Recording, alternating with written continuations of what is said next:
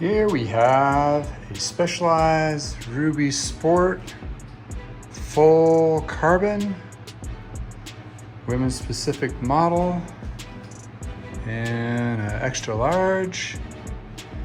We will be reviewing this and unveiling any hidden secrets after this.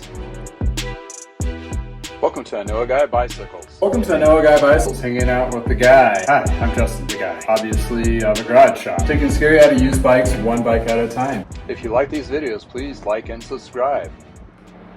Welcome to another installment of I Know a Guy Bikes, this old bike. Hey, I'm Justin, the guy. I'm working on this Specialized Ruby Sport, which is a women's specific specialized bike, which is full carbon frame and fork. Kind of a diamond in the rough. It's one of those bikes that they claim they had it tuned up, which it probably is true. Has some tires put on it, new tape and what have you, but it's sat. Well, sitting sometimes is not really all that great for a bike in a sense when you maybe leave it sit outside. I found a little bit of rust and so forth on here, so that makes me believe that it probably didn't have the best care while it was sitting during the between tune-ups. So not going to criticize the prior tune-up, really just going to clean it up and bring it back to life. There's a few scratches on this thing that are kind of scuffage but might be able to bring back, which is really kind of interesting on this one. And a personal note is Bingham Cyclery in Utah. Well, Bingham Cyclery is a bike shop that has multiple locations around the Salt Lake area. They are a really cool bike shop. They carry Specialized and various other brands. When I worked at Retail Toolkit, a software company that helped manage inventory, they were one of my clients. So this is one of those kind of like, oh, it's kind of cool, I got one of your bikes. And since I no longer work with Retail Toolkit, but I did reach out to Bingham's like, hey, I got one of your bikes finally in my shop. So it's kind of cool. From Utah to Colorado, here we are. I will give it a whole bunch of TLC, a whole bunch of love, get this thing to about as new as possible for the next new home and new rider to experience road riding. So let's dive into this. So this is basically an review, just kind of when I purchase a bike and just kind of go over the things I find, just starting to strip it down to do the magic. So first I'm going to take the wheels off. I'm going to note anything I notice, anything that's different or out of the ordinary. The sport model is usually one or two levels from the top of the line, which doesn't mean it's bad. It's just they usually, a lot of bike shops or bike companies will take a model and they'll make like 3 or 4 different parts mixes that go on that particular bike, and the sport is usually the lower end of that group. Same thing with like cars. You'll have like a particular model of vehicle, and they'll have like the LX and the Platinum, usually the top of line or something. There'll be like multiple steps and pay upgrades kind of thing. And bikes is the same thing. Usually I would say anywhere between $500 to $1,000 difference between the steps. So it's one of those things where if you get yourself into a lower end sport model, it's always in the mindset of like, oh, well, if I wear out those lower end componentry or mid-range componentry, I'll just upgrade. That's the kind of the concept behind those things. But I bought this sight on scene. I just knew it was a really good deal, and the person was really cool down in the Springs, and or further than the Springs, so we had to meet him in Denver. But anywho, I'm just going to dive into this and see what we come up with. First off with that, and I know there's some rust on the chain. We'll go over that in a little bit. It is dirty, so it's been sitting, but I can tell there's like fuzz still on top of the tires. So the tires are still new. They just need to be cleaned, and probably a little Armor All or tire treatment will probably bring them back to life, kind of thing. As the cassette, you can see it's dirty. It may have been ridden a couple times when they had it tuned up, but other than that, it's probably not that bad. I did check the chain. The chain seems to be well within parameters, so we're all good there. And that usually indicates that the cassette is probably fine.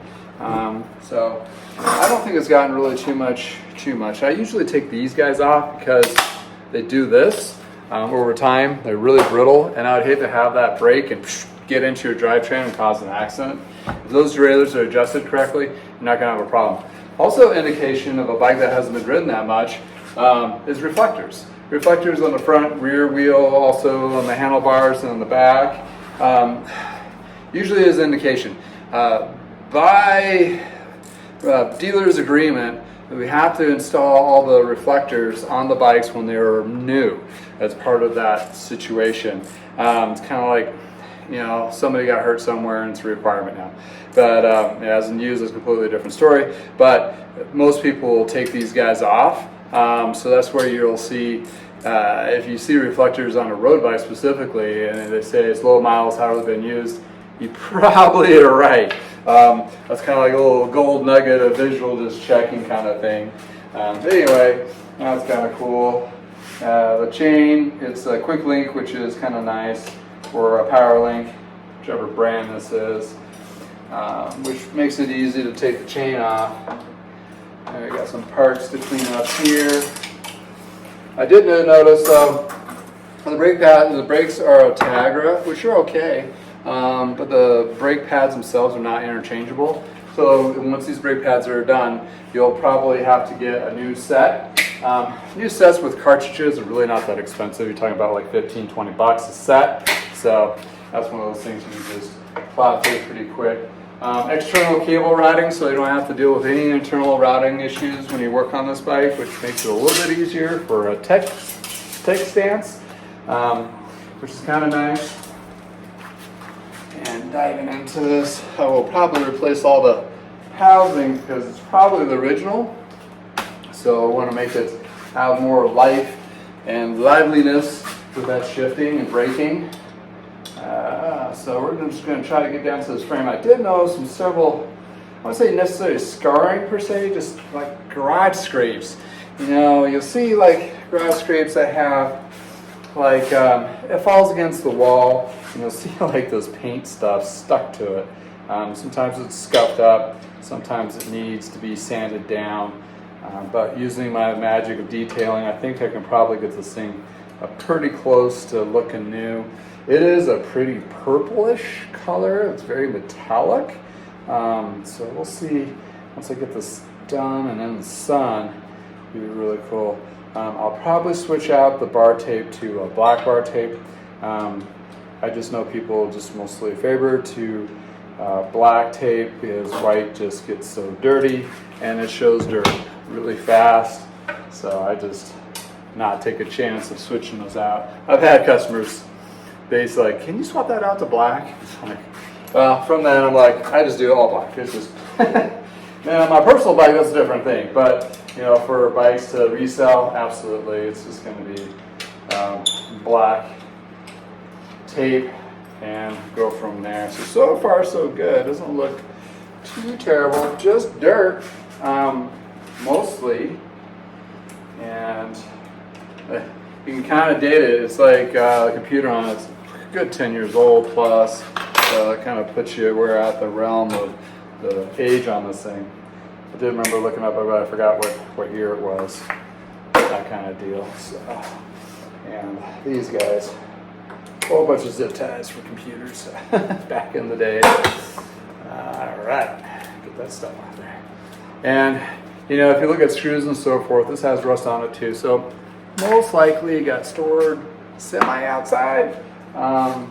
This rust doesn't really appear on those screws that easily, so that's something to think about when you're looking at bikes to purchase. So maybe a little weathered in the sense of outside weather. Pedals have a little bit of rust on them too, but pedals could come off of several different bikes, right? So somebody could be like, oh, I just kept swapping pedals, so the pedals can't, it's not a really good indicator of how old a bike is, that kind of thing. So we're going to pull this crankset off. Real quick, inspect the bottom, see if there's anything. Oh, look at there, it does have the actual manufacturer sticker, which is cool. One thing is nice, it has the frame sticker, so it shows you what size it is. That really helps to kind of take out the mystery of bikes when you're looking at them and trying to figure out if it's truly the size, especially if it's a second or third owner. They may not be exactly sure, so they'll just speculate. And I've had people go, well, I'm 5'3", it works for me. And it's like, it's not right size for you. So, but, you know, it's one of those things that over time, you look for those things and you're like, oh, it's perfect. So this one actually has a date on it. It says 5/10/2012. So it was born in 2012. But that technically can be, well, no, that'd be the actual year of the 2012 model. So around midsummer, a lot of times I shift over to the next model year, which means it's not a 12, it's a 2013. This is a 2012 model. So that kind of helps too, to figure out how old it is and possibly value and how long it may have been used and so forth. All right, so we got this frame and exposed here. So let's take this the purple power test and check it out. Take my rag. This is diluted half and half purple power and water. Kind of just clean off the grit. The reason being is I want to make sure the frame is clean before I start. Gas myself. Before I start doing my detailing, because you don't want to take those detail pads and grime in the dirt and just kind of sandpaper and scratch up the frame. So I want to try to clean this off by hand as much as possible before I start doing all that buffing and so forth. Kind of cool little purple accent details of the graphics here, like following the whole frame all the way down. That's kind of cool.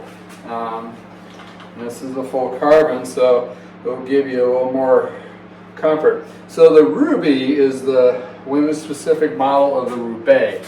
And Roubaix is named after Paris-Roubaix, which is a race in France. Paris-Roubaix. And it is a one-day race where they race on cobblestones. It's one of those kind of bash 'em one day, I think it was 150 miles, something crazy. And they just smash it. And they try to do teamwork on it, but at the end it's always out for one man, one woman, or one man. They just started doing the women's version a couple of years ago, which is really cool. So they do it in the Paris, and it's kind of like it's been around for a long time.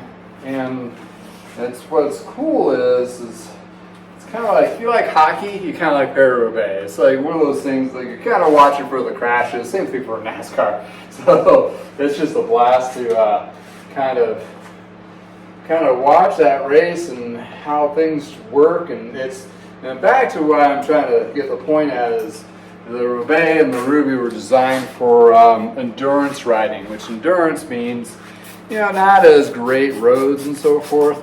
And also what that translates to the customer is more comfortable than your race bike.